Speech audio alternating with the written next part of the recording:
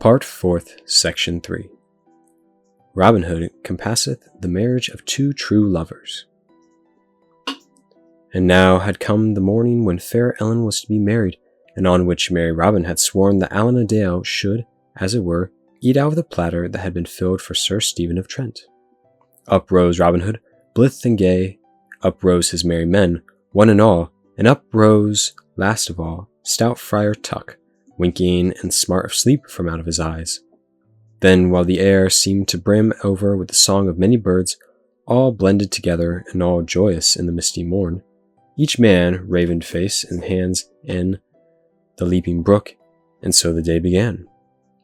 Now, quoth Robin, when they had broken their fast and each man had eaten his fill, it is time for us to set forth upon the undertaking that we have in hand for today.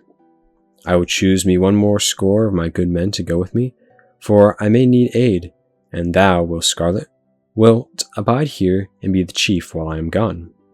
Then, searching through all the band, each man of whom crowd forward, eager to be chosen, Robin called such as he wished by name, until he had a score of stout fellows, the very flower of his yeomanry.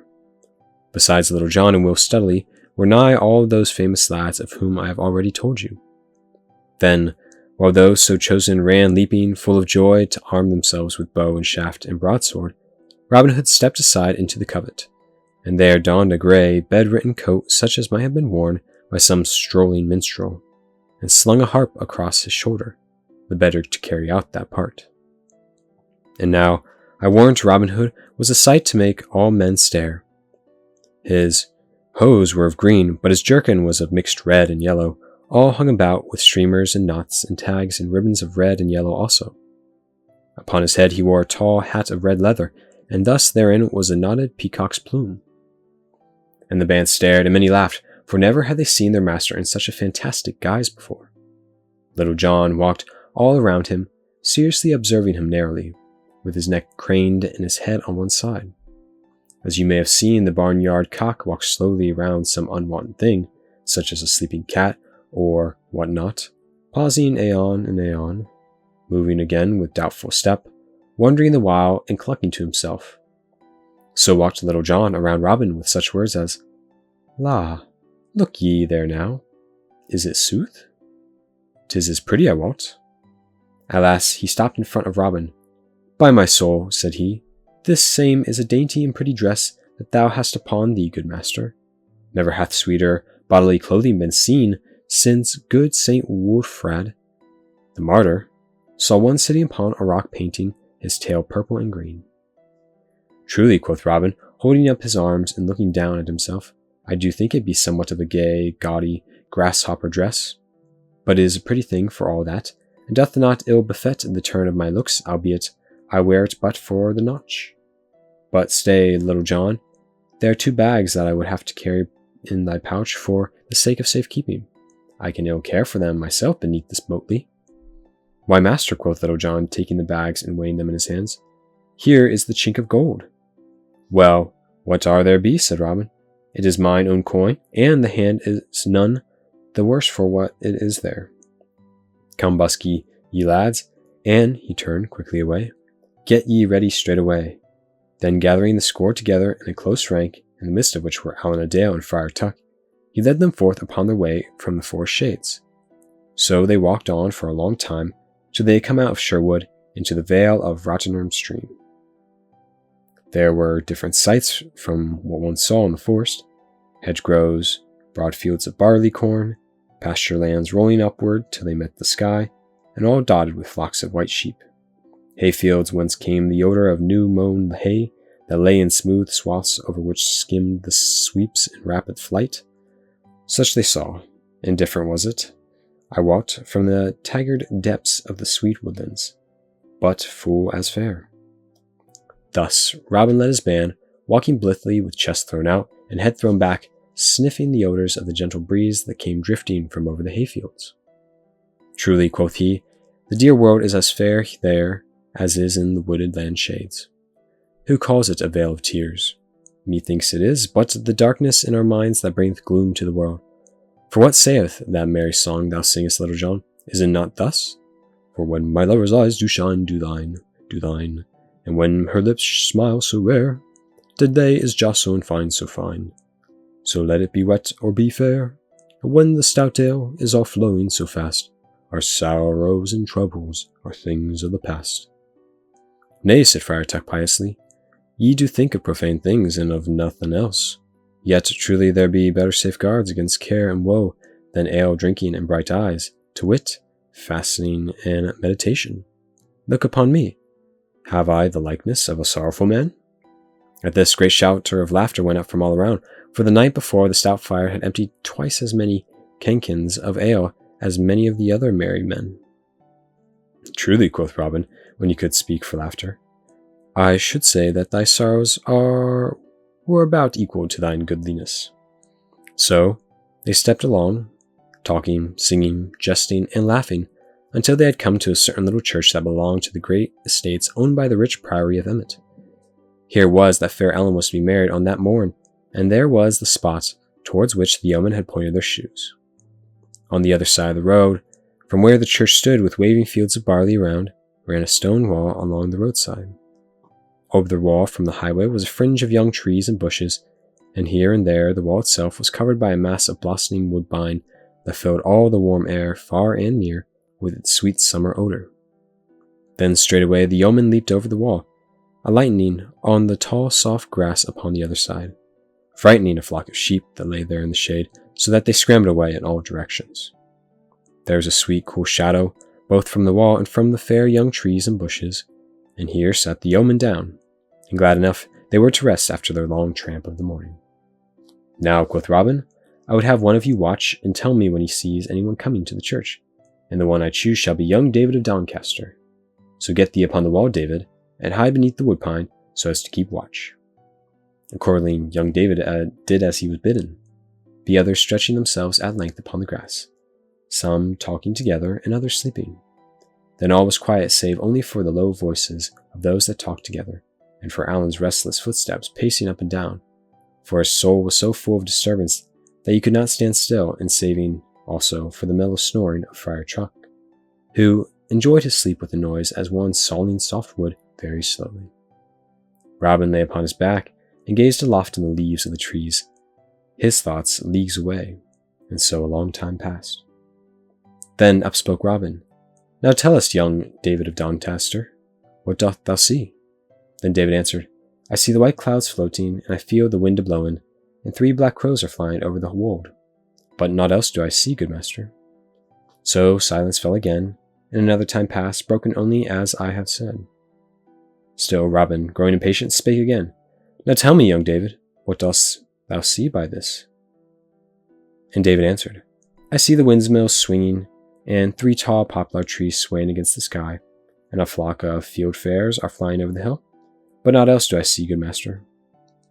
So another time passed, till at last Robin asked David once more when he saw, and David said, I hear the cuckoo singing, and I see how the wind waves in the barley field. And now over the hill to the church cometh the old friar, in his hands he carry a great bunch of keys. And lo, now he cometh to the church door. Then up rose Robin Hood, and fair Friar Tuck by the shoulder. Come, rouse thee, holy man, cried he, whereupon, with much grunting, the stout Tuck got to his feet. Marry, bestir thyself, quoth Robin, for yonder is the church door in one of thy cloth. Go thou and talk to him, and so get thyself into the church, that thou mayest be there when men art wanted. Meantime, Little John, Will Stuteley, and I will follow thee on. So Friar Tuck clambered over the wall, crossing the road, and came to the church, where the old friar was still laboring with the great key, and locked behind somewhat rusty, and he somewhat old and feeble. Hello, brother, quoth Tuck, let me aid thee. For saying, he took the keys from the other's hands, and quickly opened the door with a turn of it. Who art thou, good brother? Asked the old friar in a high, wheezing voice. Whence comest thou, and whither art thou going? And he winked and blinked at stout Friar Tuck like an owl at the sun. Thus do I answer thy questions, brother, said the other. My name is Tuck, and I go no further than this spot. If thou wilt haply, but let me stay while this same wedding is going forward. I come from Fountain Dale, and, in turn, am a certain poor hermit, as one may say, for I live in a cell beside the fountain blessed by the holy Saint Elredid, which same suffered the sharpest martyrdom that ever befell a woman. So wit, she had her tongue cut out, so that she could speak no more words than a dead jackdaw, as it were. But what befell? Mary, listen. Straight came this blessed woman to that same fountain. So it was, and yet I am fain to confess that never have I got much good from the waters thereof, for cold water doth ever stir my inward parts with certain grippings and what not. But, piped the old brother in his high, wheezing voice, I do not much wish to know what befell this holy woman upon coming to that same blessed fountain. Mary drank o' the waters, and straightway regained that with an evil-minded fellow might say, and many might think was so such heavenly gift, and that was her powers of speech. But, if I understand not, this be a gay wedding here today. If thou mindest not, I would fain rest me in the cool shade within, for I would like to see this fine sight. Truly, thou art welcome, brother, said the old man, listening the way within. Meantime, Robin Hood, in his guise of harper, together with Little John and Will Studley, had come to the church. Robin sat him down on a bench beside the door, but Little John, carrying the 2 bags of gold within, as did Will Studley.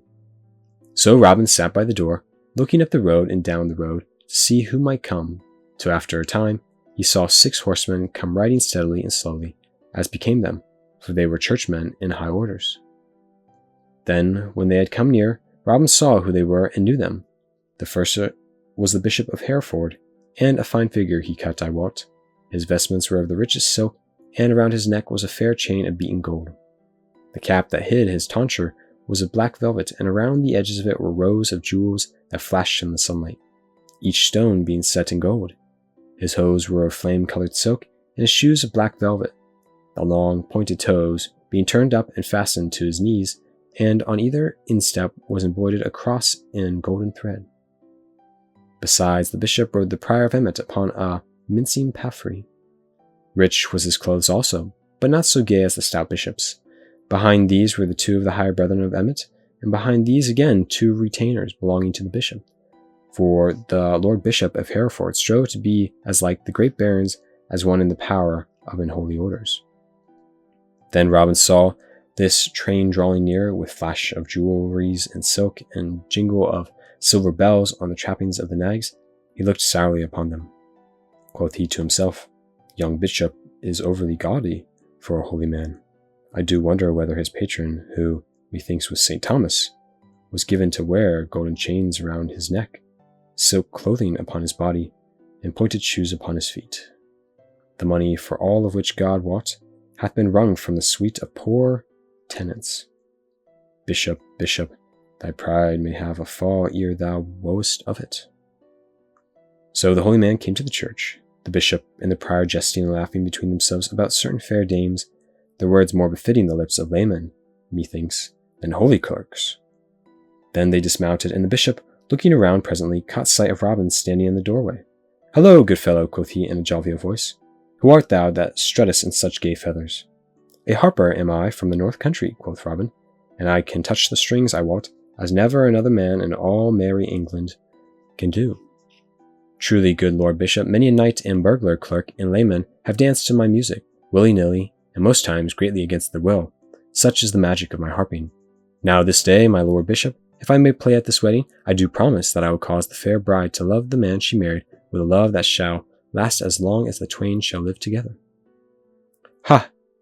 Is it so? Cried the bishop. Meanest thou this in sooth? And he looked keenly at Robin, who gazed boldly back again into his eyes. Now if thou wilt cause this maiden, who hath verily bewitched my poor cousin Stephen, thus to love the man she is to marry, as thou sayest thou canst, I will give thee whatsoever thou wilt ask me in due measure. Let me have a taste of thy skill, fellow.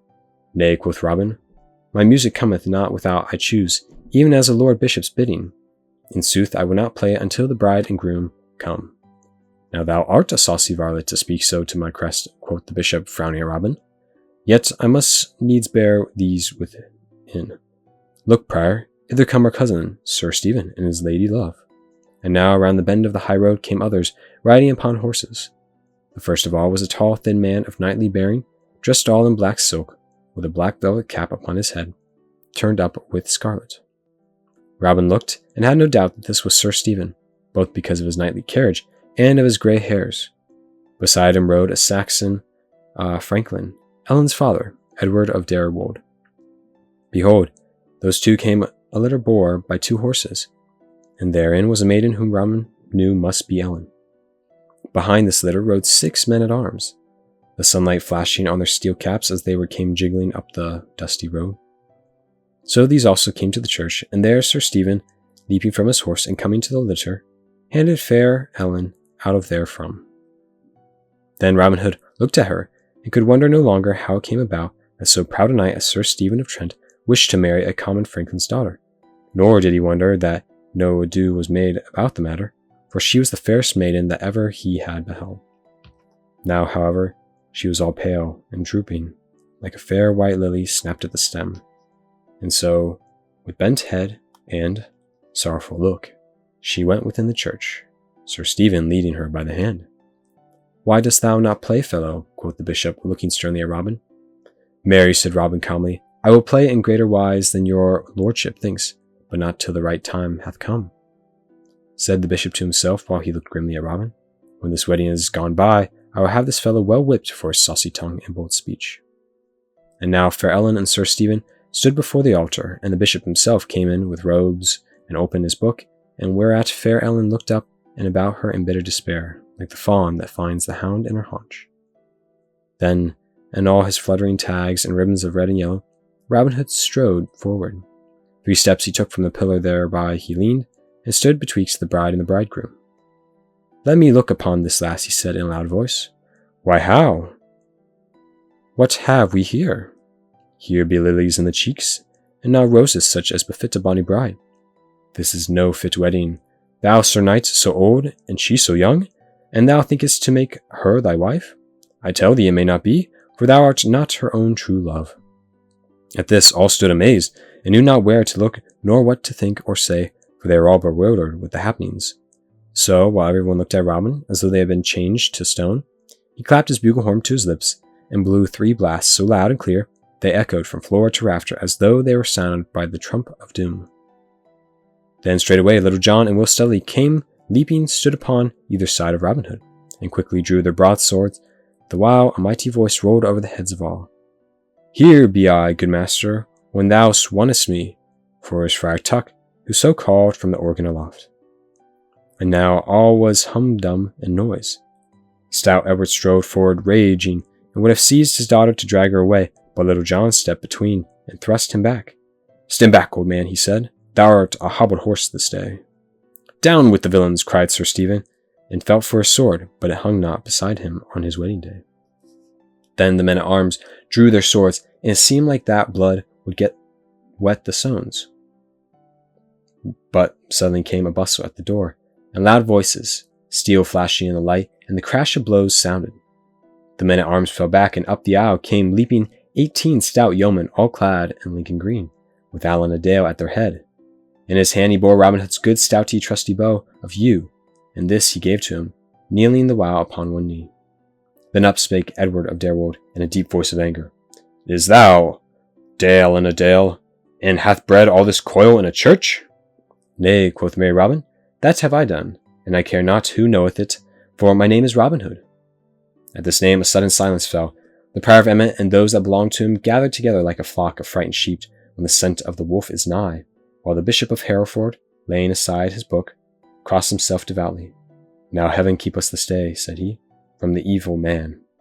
"Nay," quoth Robin, "I mean you no harm, but here is fair Ellen's betrothed husband, and she shall marry him, or pain will be bred to some of you." Then up spake stout Edward in loud and angry voice. "Now I say nay, I am her father, and she shall marry Sir Stephen and none other." Now all this time, while everything was in turmoil about him, Sir Stephen had been standing in proud and scornful silence. "Nay, fellow," said he coldly, "thou mayest take thy daughter back again. I would not marry her after this day's doing, could I gain all merry England thereby. I tell thee plainly, I love thy daughter, old as I am, and would have taken her up like a jewel from the sty, yet truly, I knew not that she did love this fellow, and was beloved by him. Maiden, if thou dost rather choose a beggarly minstrel than a high-born knight, take thy choice. I do feel it shame that I should thus stand taken amid this herd, and so I will leave you." Thus saying, he turned, and gathering his men about him, walked proudly down the aisle. Then all the yeomen were silenced by the scorns of his words. Only Friar Tuck, leaning over the edge of the choir loft, called out to him ere he had gone, "Good den, Sir Knight.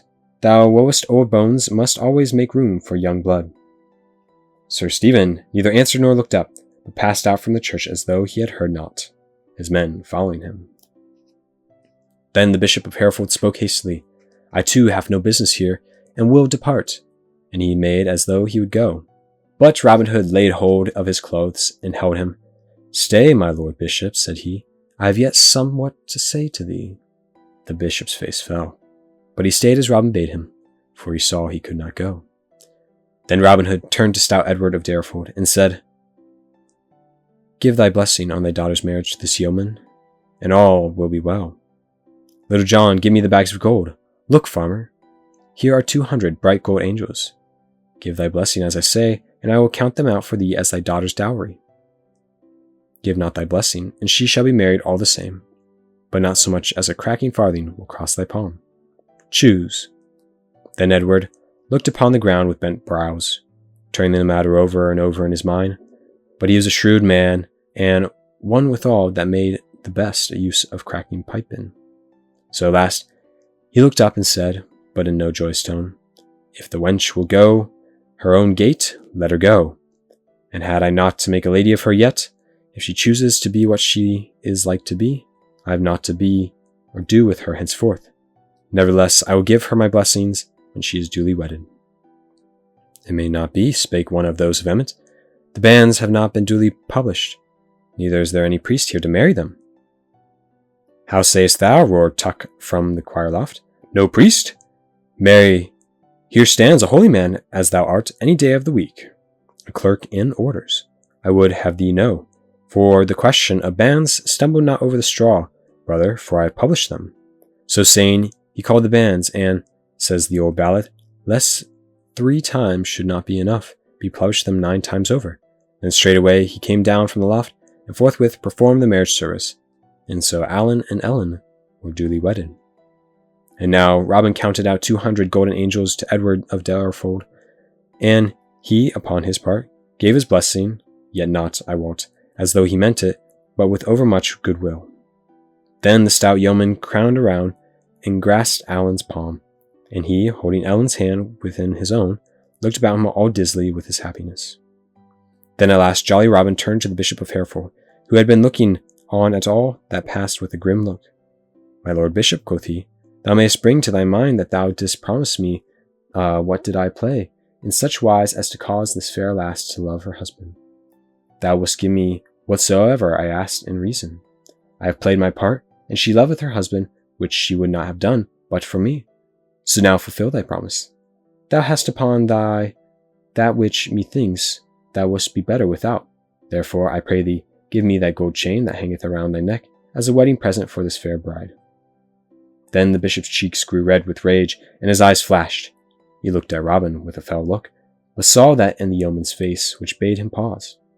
Then slowly he took the chain from about his neck and handed it to Robin, who flung it over Ellen's head so that it hung glittering around her shoulders. Then said merry Robin, I thank thee on the bride's part for thy handsome gift, and truly thou art more seemly without it. Now, shouldst thou ever come nigh to Sherwood, I much hope that I shall give thee there such a feast that thou hast never had in all thy life before. May heaven forfend, cried the bishop earnestly, for he knew right well that the manner of feasting it was that Robin Hood gave his guest in Sherwood Forest. But now Robin Hood gathered his men together, and, with Alan and his young bride in their midst, they all turned their footsteps towards the woodlands. On the way hither, Friar Tuck came close to Robin, and plucked him by the sleeve. Thou dost lead a merry life, good master, quoth he, but dost thou not think that it would be for the welfare of all your souls to have a good stout chaplain such as I to oversee holy matters? Truly I do love this life mightily. At this, merry Robin Hood laughed amain, and bade him stay and become one of their band if he wished. That night there was such a feast held in the greenwood at Nottinghamshire never saw before. To that feast you and I were not bidden, and pity it that we were not, so lest we should both feel the matter the more keenly. I will say no more about it.